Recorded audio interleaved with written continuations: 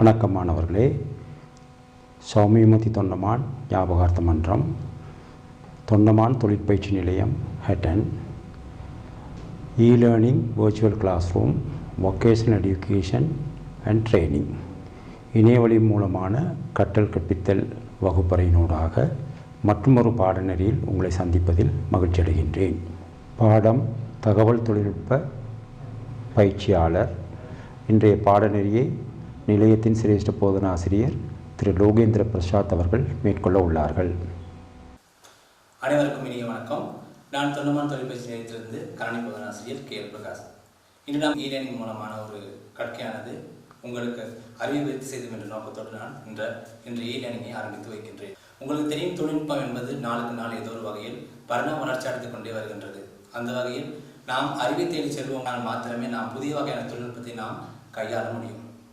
இன்றைய காலத்தில் அனைத்து விடயங்களுமே கைத்தொலைபேசி ஊடாகவே நடைபெறுகின்றது. எனவே எந்த ஒரு விடயத்தையும் நாம் செய்யும் பொழுதும் அதனுடைய வன்பொருள் தொடர்பான அறிவை பெற்றிருக்கும் போதுதான் அது மென்பொருளை இலகுவாக நாம் கையாளக்கூடியதாக இருக்கும். எனவே இந்த இ-லேர்னிங் மூலமான முதலாவது கற்கையாக உங்களுக்கு வன்பொருள் தொடர்பான ஒரு விளக்கத்தை அளித்துவிட்டு மென்பொருள் தொடர்பான விளக்கத்துக்கு செல்லாமல் இருக்கிறேன். உங்களுக்கு தெரியும், கணினி ஒன்றை இயக்குவதற்கு கட்டாயம் தேவையான சில பாகங்கள் நாம் கண்டறிந்திருக்க வேண்டும். அந்த வகையில் முதலாவது நாம் பார்க்க இருப்பது சிஸ்டம் யூனிட். இங்கே காணக்கூடிய ஒன்று தான் இந்த சிஸ்டம் யூனிட். இந்த சிஸ்டம் யூனிட் மூலமாக நாம் செய்யப்படுகின்ற வேலை அனைத்தையும் நாம் மானிட்டர் என்று சொல்லக்கூடிய அந்த திரையில் நாம் காண்போம். இந்த சிஸ்டத்தை இயக்குவதற்கு நமக்கு தேவையான பாகங்களான கீபோர்ட், மவுஸ் முக்கியமான ஒன்றாக கருதப்படுகின்றது. இந்த சிஸ்டம் யூனிட் உள்ளே எவ்வகையான பாகங்கள் அமைந்துள்ளது என்பதை நாம் உள்ளே சென்று பார்ப்போம். இங்கே பார்க்கக்கூடிய சிஸ்டம் யூனிட் உள்ளே காணப்படக்கூடிய பல பாகங்கள் இருக்கின்றன. அந்த வகையில் முதலாவதாக பார்க்க இருப்பது பவர் சப்ளை என்பதாகும். இதுதான் அந்த சிஸ்டம் யூனிட்குள் காணப்படுகின்ற பவர் சப்ளை. இரண்டாவதாக நாம் பார்க்க இருப்பது ஹார்ட் டிஸ்க். இங்கே பொருத்தப்பட்டுள்ளது ஒரு சாட்டா வகையான ஹார்ட் டிஸ்க் ஆகும். சாட்டா என்றால் சீரியல் அட்வான்ஸ் டெக்னாலஜி அட்டாச்மெண்ட் ஆகும். இது சாட்டா வகையான ஹார்ட் டிஸ்க் இங்கே பொருத்தப்பட்டுள்ளது. அடுத்தாக நாம் பார்க்க இருப்பது மதர்போர்டு என்று சொல்லக்கூடிய முக்கியமான பாகமாகும். இங்கே நீங்கள் பார்க்க கொண்டிருக்கிற இந்த கிரீன் கலரில் தோற்றமளிக்கக்கூடிய பகுதியை தான் நாம் மதர்போர்டு என்று அழைப்போம். அடுத்த நாம் இங்கே பார்க்க இருப்பது கூலிங் ஃபேன். இந்த கூலிங் ஃபேனானது ஹீட்ஸிங்குடைய வெப்பத்தை தணிப்பதற்காக பயன்படுத்தப்படுகின்றது. இது தொடர்ச்சியாக செயற்பட்டு கொண்டே இருக்கும் கணினி ஒன் செய்தவுடன். அடுத்த நாம் பார்க்க இருப்பது இந்த கூலிங் ஃபேன் கீழே காணப்படக்கூடியது ஹீட் சிங்க் ஆகும். அந்த ஹீட் சிங்கிற்கு கீழே காணப்படக்கூடியது ப்ரொசஸர் ஆகும். அடுத்ததாக இந்த பக்கம் இருக்கக்கூடிய ஒரு ஃபேனானது கேஸ் ஃபேன் அல்லது டஸ்ட் ஃபேன் என்று சொல்வார்கள். அதாவது சிபியின் உள்ளே காணப்படும் வெப்பத்தை தணிப்பதற்காகவும் சிபியின் உள்ளே காணப்படும் டஸ்ட் என்று சொல்லக்கூடிய அந்த மாசுக்களை வெளியேற்றக்கூடியதாகவும் அமைக்கப்படுவது தான் இந்த கேஸ் ஃபேன் என்று சொல்லக்கூடியது. அதே நேரத்தில் இங்கே நீங்கள் பார்த்து கொண்டிருப்பது ரெம், அதாவது ரெண்டம் எக்ஸஸ் மெமரி என்று சொல்லக்கூடியது ரெம் ஆனது. ரெம் என்பது ஒரு பிரைமரி மெமரியாக இங்கே தொழில்படக்கூடியதாகும். அடுத்து இங்கே பாருங்கள், இதில் ஒரு சின்ன ஒரு பேட்டரி ஒன்று இருக்கிறது. அந்த பேட்டரியானது சிமோஸ் பேட்டரி என்று அழைக்கப்படும். சிமோஸ் என்றால் காம்ப்ளிமெண்டரி மெட்டல் ஆக்சைடு செமிகண்டக்டர் என பொருள்படும். உங்களுடைய சிஸ்டத்தின் நேரத்தை இந்த பேட்டரியால் இயக்கப்படுகின்றது. நீங்கள் கணினியை இன்று ஆஃப் செய்துவிட்டு பல நாட்கள் பின் ஒன் செய்யும்போது அன்றைய நாளுக்கான திகதியானது உங்கள் மானிட்டர் திரையில் காண்பிக்கப்படும். அதற்கு முக்கிய காரணம் இந்த சிமோஸ் பேட்டரி ஆகும். இங்கே காணக்கூடியதாக இருக்கும்போது சிடி டிவிடி டிரைவ் என்று சொல்லப்படும். உங்களுடைய சிடிகளை அல்லது டிவிடிகளை போட்டு பார்ப்பதற்காக இந்த ஒரு பகுதி பயன்படுத்தப்படுகின்றது. இங்கே நாம் பார்த்து கொண்டிருக்கும் பகுதியானது கணினி ஒன்றில் இருக்கக்கூடிய பேக் பேனல் கம்போனன்ட்ஸாக கருதப்படும். அதாவது நம்ம இன்புட் அவுட்புட் போன்ற கருவிகளை பயன்படுத்துவதற்கு இவ்வகையான போர்ட்ஸுகள் நமக்கு பயன்படுத்துவதற்கு ஏதுவாக அமைந்துள்ளது. இங்கு நாம் காட்டிக்கொண்டிருப்பது ஒரு மதர்போர்டின் புறத்தோற்றமாகும். இந்த மதர்போர்டில் காணப்படக்கூடிய போர்ட்ஸ் என்று அழைக்கக்கூடிய இந்த பகுதியை நாம் இன்று எதற்காக பயன்படுத்தப்படுகின்றது என்பதை நாம் முதலில் விளங்கிக் கொள்ள வேண்டும். அந்த வகையில் இங்கே நீங்கள் பார்த்து கொண்டிருப்பது PS2 போர்ட். அதாவது PS2 கீபோர்ட், PS2 மவுஸ் போன்ற வகையான சாதனங்களை பயன்படுத்துவதற்காக இந்த துளைகளை நாம் பயன்படுத்துவோம். இதற்கு நாம் சொல்வது PS2 போர்ட் என்பதாகும். USB port, universal serial bus. அதாவது USB தொடர்பான அனைத்து விடயங்களையுமே நாம் USB போர்ட்டின் மூலம் கனெக்ட் செய்து நாம் நம்முடைய தேவைகளை பூர்த்தி செய்து கொள்ளக்கூடியதாக இருக்கும். உதாரணத்துக்கு USB மவுஸ், USB கீபோர்ட் போன்றவற்றை நாம் பயன்படுத்தி இருப்போம். தற்காலத்தில் அதிக அளவு பயன்படுத்தப்பட்டு வருகின்ற ஒன்று இந்த USB போர்ட்ஸ் ஆகும். அடுத்ததாக மேலே பார்க்கக்கூடிய ஒரு பகுதியானது நெட்வொர்க் போர்ட், அதாவது ஈதர்நெட் போர்ட் என்று அழைக்கப்படும். அதாவது RJ45 கனெக்டர் என்று கூறலாம்.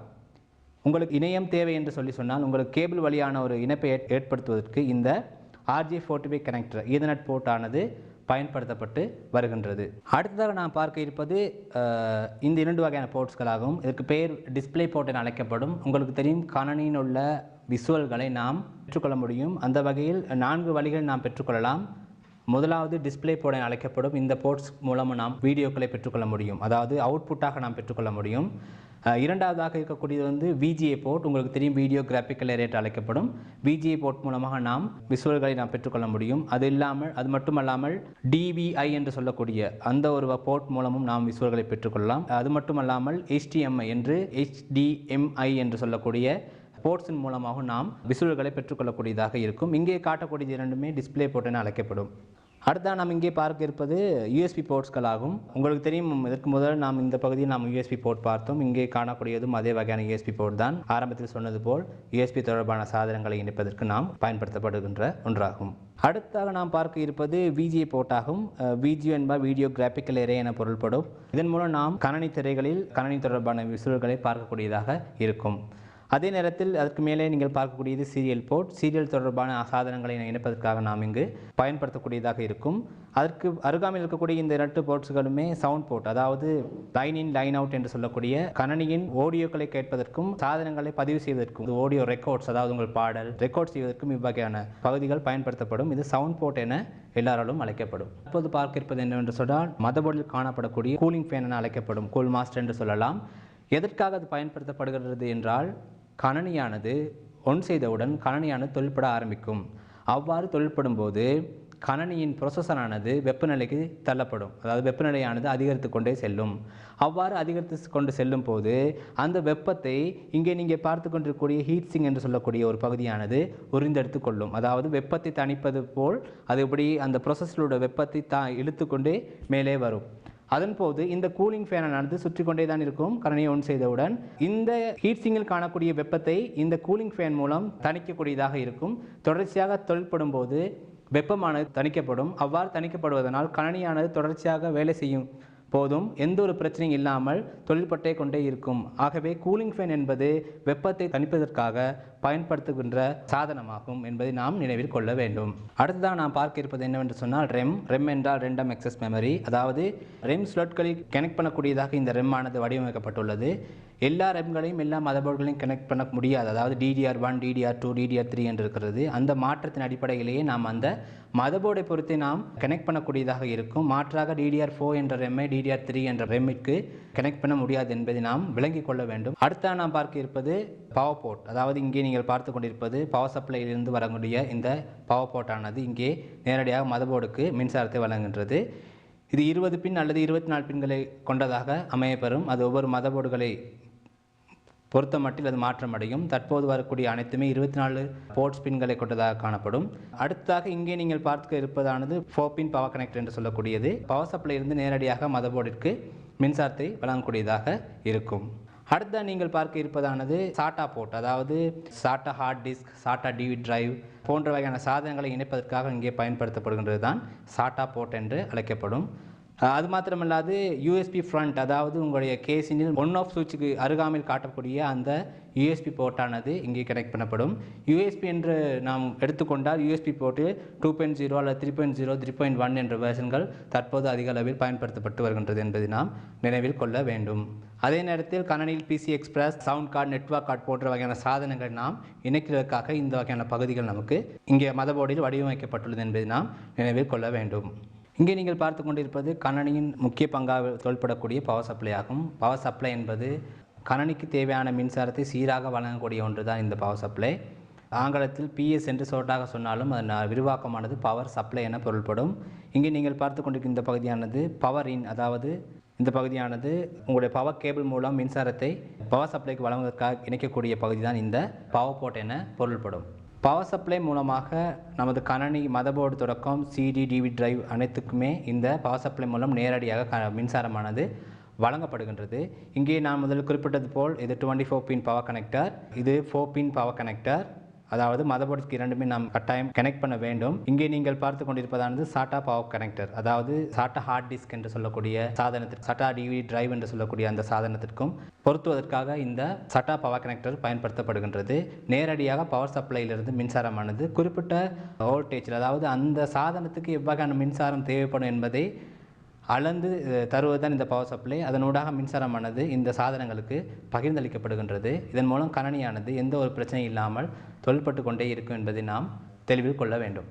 இங்கே நாம் பார்க்கக்கூடிய 2 சாதனங்களானது ஒன்று ஐடிஇ கனெக்டர், அதாவது ஆரம்பத்தில் பயன்படுத்தப்பட்ட பட்டா என்று சொல்லக்கூடிய பேரலல் அட்வான்ஸ் டெக்னாலஜி அட்டாச்மெண்டால் உருவாக்கப்பட்ட பல வகையான கணனிகள் பயன்படுத்தக்கூடிய ஒரு வகையான டிரைவ் ஆகும். இதில் சிடி டிரைவ் என்றே பொருள்படும். ஏனென்றால் ஆரம்ப காலத்தில் சிடி மாத்திரமே பயன்படுத்தப்பட்டது. ஆகவே இந்த சாதனமானது சிடி ரீட் செய்வதற்கேற்ற வகையில் இது பயன்படுத்தப்பட்டு வந்துள்ளது. இதுக்கு பெயர் பட்டா என்று கூறுவார்கள், அப்படி இல்லைன்னா ஐடிஇ என்று கூறுவார்கள், அதாவது இன்டகிரேட்டட் டிஜிட்டல் எலக்ட்ரானிக்ஸ் என்று கூறுவார்கள். இது ஒரு பேரலாக தொழில்படக்கூடிய ஒரு வகையான சாதனமாகும். அதற்கு அருகாமையில் இருக்கக்கூடிய இந்த ஒரு பகுதியானது சட்டா போர்ட், அதாவது சீரியல் அட்வான்ஸ் டெக்னாலஜி அட்டாச்மெண்ட் என்று சொல்லக்கூடிய பகுதி தான் இது. அண்மை காலங்களில் அதிக அளவு பயன்படுத்தப்படுகின்ற ஒரு வகையான சாதனம் தான் இது. சிடி டிவிடி டிரைவ் என்று பொருள் சொன்னாலே இந்த வகையான சாதனங்கள் தான் நாம் நினைவில் கொள்ள வேண்டும். இதன் மூலம் இங்கே நீங்கள் பார்க்கக்கூடிய இதில் சிடி மாத்திரம் தொழில்படும். இங்கே சிடி டிவிடி போன்றவை தொழில்படக்கூடியதாக இருக்கும். அதாவது சிடி டிவிடி பார்க்கலாம், சிடி டிவிடி ரைட் பண்ணக்கூடியதாக இருக்கும். ஆரம்ப காலத்தில் அந்த வகையான தொழில்நுட்பம் காணப்படவில்லை, அதாவது அதுக்கேற்ற வகையில் சாதனங்கள் அமைக்கப்படவில்லை என்பதை நாம் தெரிவித்துக் கொள்ள வேண்டும். சிடி டிவி டிரைவில் பின்புறத்தில் காணப்படக்கூடிய பகுதிதான், அதாவது பின்புறத்தில் காணப்படக்கூடிய பகுதிதான் இந்த வகையான அமைப்பை கொண்ட பகுதி. நான் ஏற்கனவே சொன்னது போல் பேரலல் அட்வான்ஸ் டெக்னாலஜி அட்டாச்மெண்ட், அதாவது PATA என பொருள்படும். இங்கே நீங்கள் அதன் பின் அமைப்பை பார்த்தால் உங்களுக்கு விளங்கும் வித்தியாசமானதாக காணப்படுகின்றது. இங்கே காணப்படக்கூடியது பவர் மொலெக்ஸ், அதாவது பவர் சப்ளைந்து நேரடியாக நாம் இந்த பவரை கனெக்ட் பண்ண வேண்டும். இது பேரலாக உங்கள் மதர்போர்டில் கனெக்ட் பண்ணக்கூடிய ஒரு வகையான சாதனம் தான் இந்த பேரலல் அட்வான்ஸ் டெக்னாலஜி அட்டாச்மெண்ட் சொல்லக்கூடிய பட்டா சிடி டிவி டிரைவாக கருதப்படும். இந்த சிடி டிவி டிரைவானது சட்டா போர்ட்டாகும். இங்கே நீங்கள் பார்க்கக்கூடிய பகுதிதான் சாட்டா பவர் கனெக்ஷன் மூலமாக மின்சாரத்தை வழங்கும். அதற்கு அருகாமையில் இருக்கக்கூடியது சாட்டா சிக்னல் கேபிள், அதாவது டேட்டா கேபிள் என சொல்வார்கள். சாட்டா மூலமாக டேட்டா தரவானது அதன் மூலமாக பகிரப்படும். இதன் அமைப்புக்கும் இதன் அமைப்பு நிறைய வேறுபாடுகள் இருக்கு என்பதை நாம் இந்த படத்தின் மூலமாக நாம் விளங்கிக் கொள்ளலாம். முதலாவது பவருக்கும் உள்ள வித்தியாசம், அதே நேரத்தில் டேட்டா டிரான்ஸ்ஃபர் செய்யக்கூடிய இந்த சீரியல் 2க்கும் உள்ள வித்தியாசத்தை நாம் இந்த டிவிடி டிரைவின் மூலம் நாம் விளங்கிக் கொள்ளக்கூடியதாக இருக்கும். மாணவர்களே, எங்களுடைய சேனலை மறக்காம சப்ஸ்கிரைப் பண்ணிக்கோங்க. பக்கத்தில் இருக்க பெல் ஐகானையும் கிளிக் பண்ணிக்கோங்க.